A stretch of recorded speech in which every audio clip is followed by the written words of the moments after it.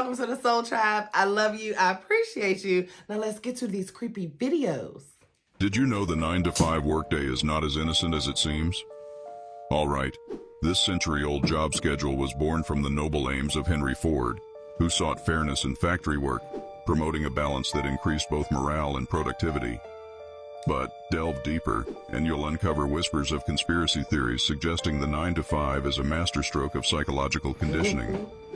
Skeptics allege it was crafted not only to prevent labor revolts, but also as a clever stratagem to instill obedience, making employees believe they had control while tethering generations to an unending cycle. The pattern: keep people comfortably busy, limit free time creativity, and hinder social upheaval. And it captivates even more when you ponder its clever design, perfectly timed to fit natural human rhythms, yet crafty enough to leave little room for rebellion or divergent thought.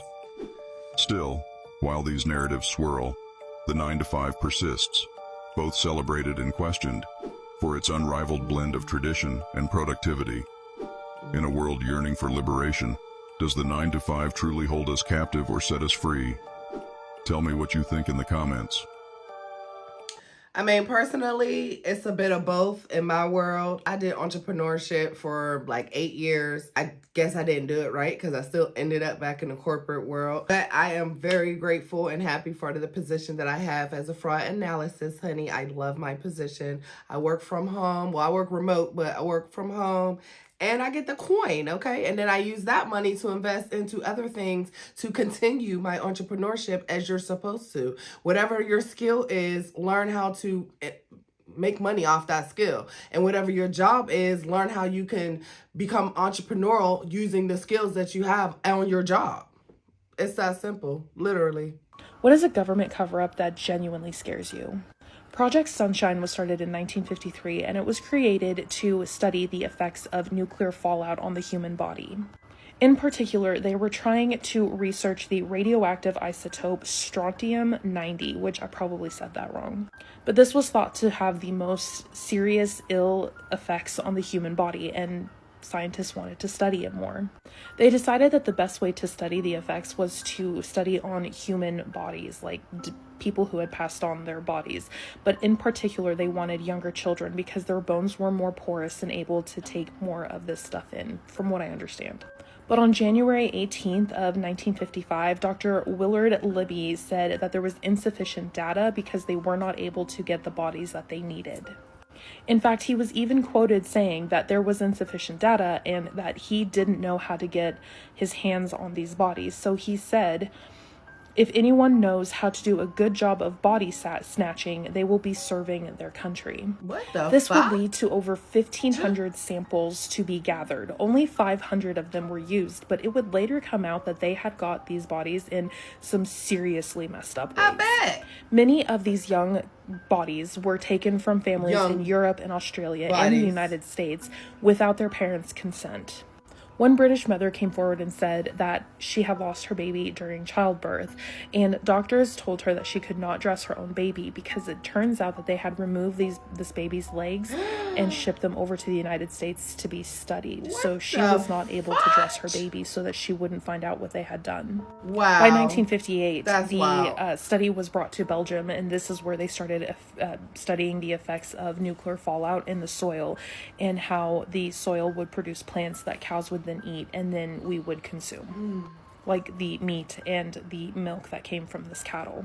Wow. But regardless, these children were taken from these families without their consent, and this was a huge government cover-up for a long time. So what are your thoughts on this?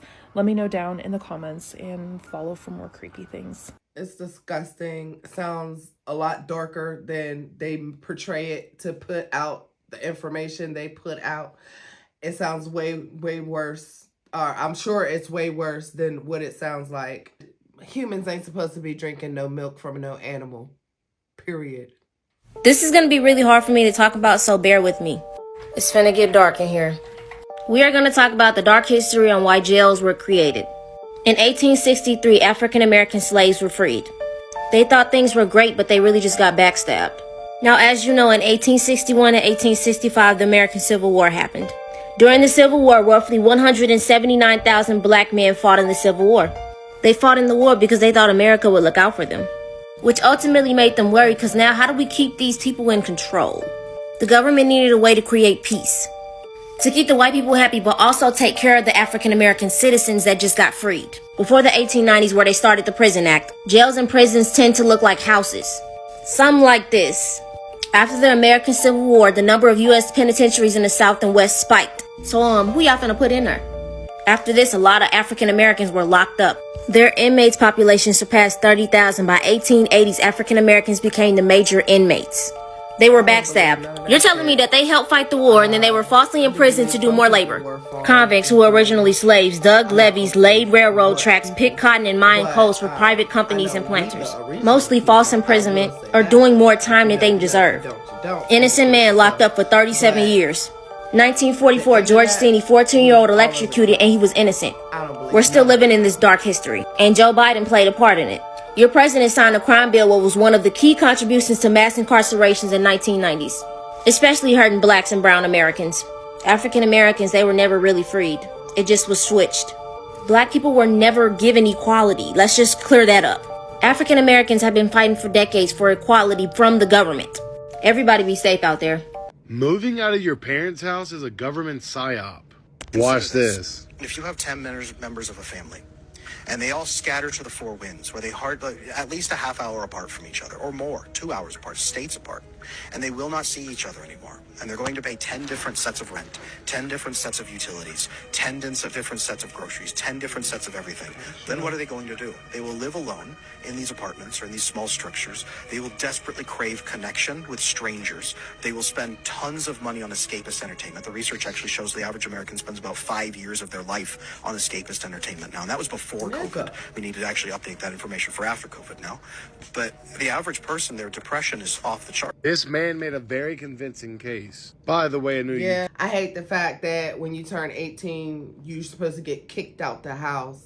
I feel that's where a lot of families go wrong. I feel that's where a lot of young men lose their lives because now they're just out here in the world, don't have no plan, no help, no setup, no guidance, no nothing. And I don't believe in that shit. If humans evolved from apes, then why do apes still exist?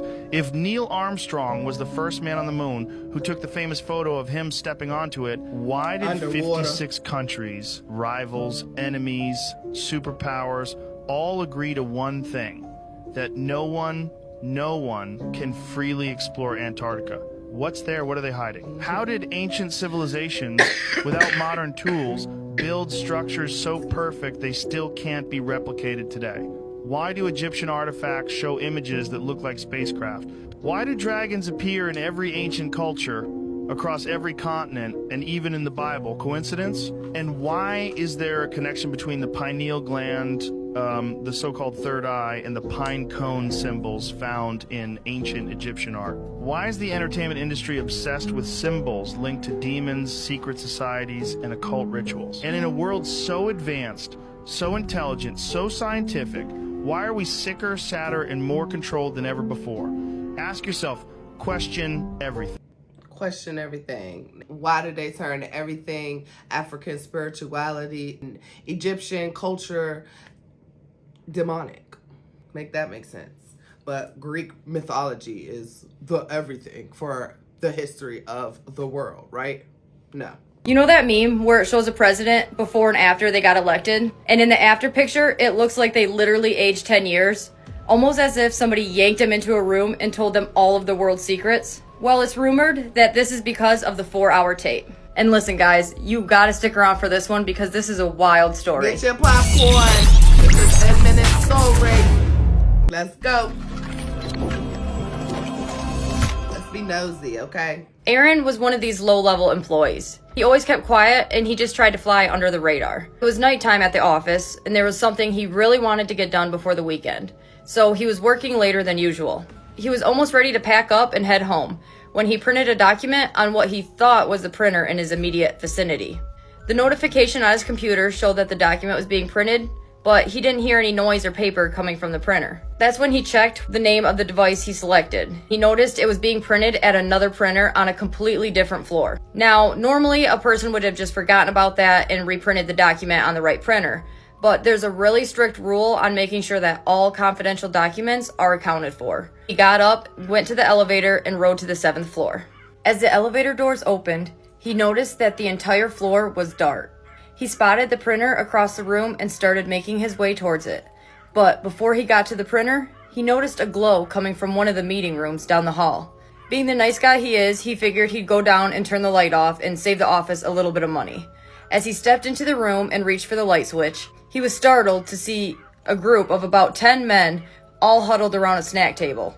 And there were rows of the fanciest folding chairs he'd probably ever seen. At the front of the room sat an old TV on a cart. "Mr. Knightley, we've been waiting for you for over 15 minutes. Get the hell in here."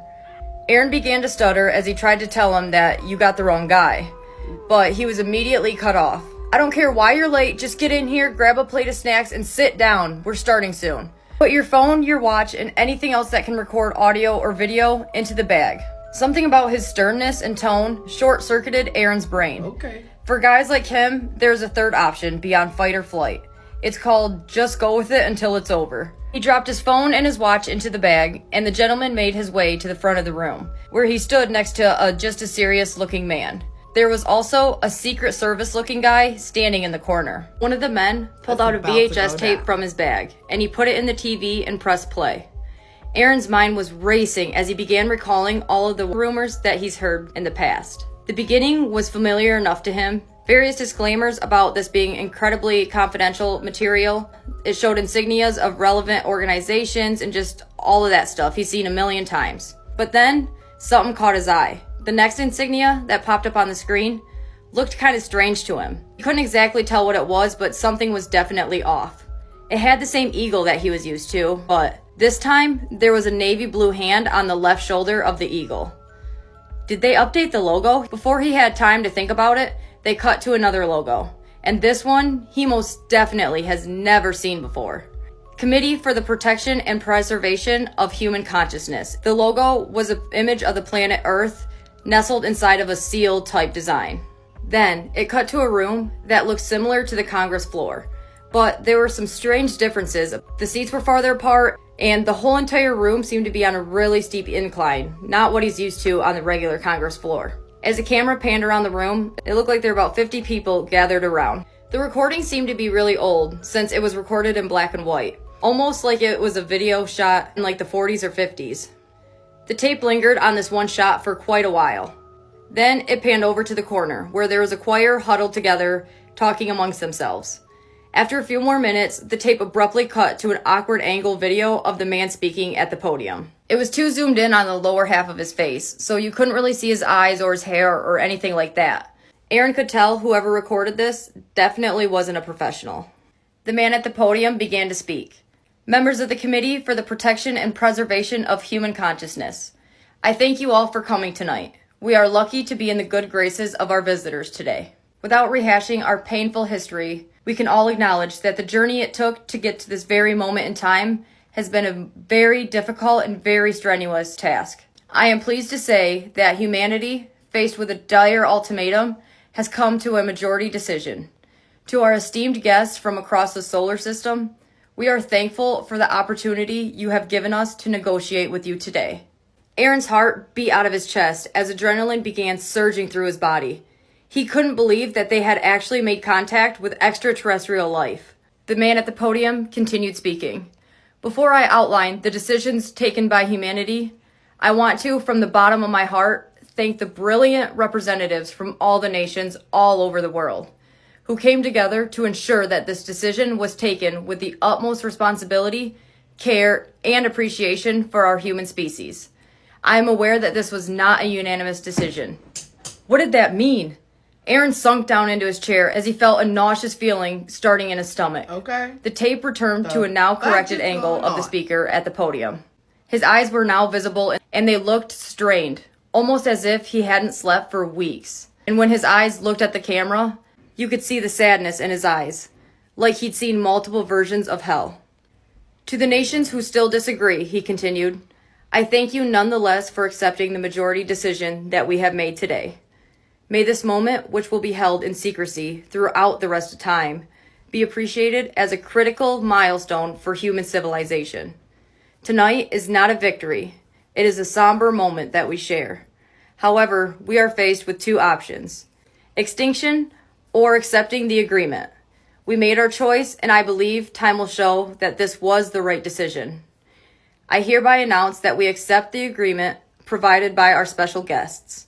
This intergalactic species will allow humanity on planet Earth to continue to populate, grow, and innovate. In return, all governments of the world will honor the promise. Aaron was on the edge of his seat. He needed to spit it out. What was this agreement? Okay. At this point, the video showed the man at the podium, and for the first time, he looked nervous, scared even. We honor the agreement that these beings hold the right to visit the planet Earth on a reoccurring basis. They will be allowed to consume the majority of the human population inhabiting Earth in order to get the nourishment they desperately seek. After every visit, the remaining humans will be expected to breed in time for the next visit. We acknowledge that we will maintain a parallel history which will be shared with our world's population to ensure that humanity stays motivated to continue existing and evolving as a species.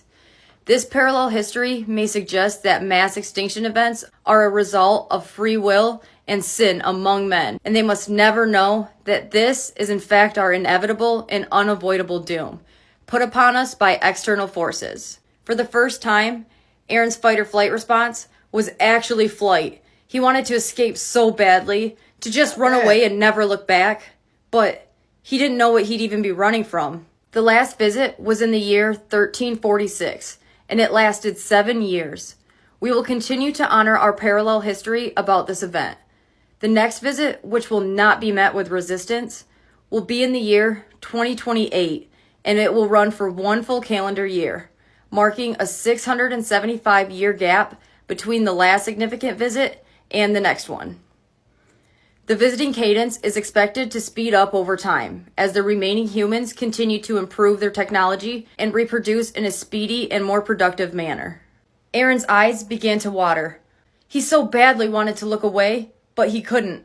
The tape then cut away to a larger view of the room. The committee members looked somber and broken, still contemplating whether they made the right choice or not. And the members of the choir all stood frozen in the corner. Their faces looked white and their expressions showed pure horror. The camera then panned over to a row of empty seats. Aaron was confused. What were they recording? Then he noticed the seats themselves looked kind of blurry. The man at the podium carried on with his speech as the cameras kept its focus on the blurry seats. We should acknowledge the privilege of knowing that there is indeed life in the cosmos, that extraterrestrial life has chosen to visit our planet, and that the cycle and balance provided by nature extends far beyond the confines of planet Earth. Much like humanity has found its place on Earth in the food chain, we acknowledge our place in the divine order of things. And we should be honored to have an encounter with beings of such great power, understanding, cognitive function, and evolutionary progression. Aaron's thoughts began to race. I shouldn't have stayed late. I should have made my identity clear from the beginning. I knew that I wasn't supposed to see this. I just knew it. The speaker then began to stutter. It almost appeared as if he was going to cry. While the process of consumption is a painful and lengthy one, we respect the trade-off that comes with our preservation of our species. Our species should be honored and proud to be the only species in all of the cosmos that possess the great power that our visiting species Did they say seeks. what that power We are was? blessed. Because, baby, what was it? Taking nourishment? What nourishment are they getting from us? Yeah, that was a great story. Very interesting. I want to know how true it is. I personally believe the majority of it. Let me know in the comments what you think. If you guys genuinely believe that the iPhone wasn't created for the government or the higher ups before the public had it, you guys just think that the public is gonna have things before the actual people above the, like, how does nobody actually understand what I'm saying? I get it. I get you. I feel that. According to the government, I am dead. My social security number is deceased, and I'm going to tell you all about it. Mind you, fair warning, this video is set to 3 minutes. I don't know if I'm gonna use them all, but at least you know. I first found this out because last year during COVID, my university was giving out like this student insurance, you know, because of COVID. I was trying to call or apply online, and they were just giving me a really hard time. So therefore I called because that's what the website said to do. And I give her all my information, birthday, address, social security number, everything. And she was like, mind you, this girl on the phone, she acted like she did not like her job, just like name, birthday, like just like that. So once I gave her my social, she was like, wait a minute, am I talking to Anna right now? I'm Anna. Nice to meet you. I was like, bro. Yes. She said, you're coming up in our system as deceased. Deceased. What do you mean I'm deceased? I thought it was a sick joke. I thought it was a sick joke because I've voted, I've done my taxes, and therefore, last time I did my taxes, I thought, you know, let me test this out. I'm gonna do my taxes, I'm gonna apply for that refund because I didn't get my stimulus checks, and I got them. I'm like, cool, so my social security is working. Mind you, I literally just applied for a new passport, I just applied for a new ID, and I needed my social for it. So I'm like, I'm alive. Then my boyfriend takes me on a shopping spree. I hit up Victoria's Secret. You know it's not cheap. So when I got up to the cash register, they was like, you can save yada yada yada if you apply for our credit card. I'm like, you know what? I've been denied my whole entire life for this reason because I'm dead. I'm just gonna try. Why not? Surprise! How does surprise, that I work? didn't get approved right then and there. They said I'd get a letter in the mail. This is it. And let me tell you what it says. Deceased. Right here. We are unable to approve this application at this time because information provided by the credit reporting agency has indicated the applicant is deceased. I'm literally not dead. Like, what do I do? What do I do? Because ain't nobody believing me that I'm alive. What do I do? I mean, obviously, the thing it says, if you want to, you can call this number. But it's like, I've tried to hit up the Social Security office and nothing. I thought it was because I lost my Social Security card a couple years ago, and I'm like, maybe somebody used it and they died with it. But no, I found it. So what? Sorry for the outfit change, but in my head, I'm thinking I need to get compensated because I haven't been able to apply for anything. Credit cards, apartments, cars, loans, nothing. So y'all let me know what I should do, and I'll keep y'all updated. L? That was interesting. Y'all got any advice for Shorty? Because I ain't never heard of that before. How are you still getting some things approved and then some things is said that you're deceased? That's crazy. I'm happy it ain't me. Okay, bitch. I appreciate y'all, and you reached the end of another video. Please like, comment, and subscribe to the Soul Tribe for your weekly dose of supernatural, coming to you every Sunday and Thursdays. Y'all are my Soul Tribe. I love you. I appreciate you. Tribe is with a Y because the Y is for you, and that's because I love you so freaking much. All right, y'all. Time for another video. I'll catch you in the next one. Ashe. Who do you like now?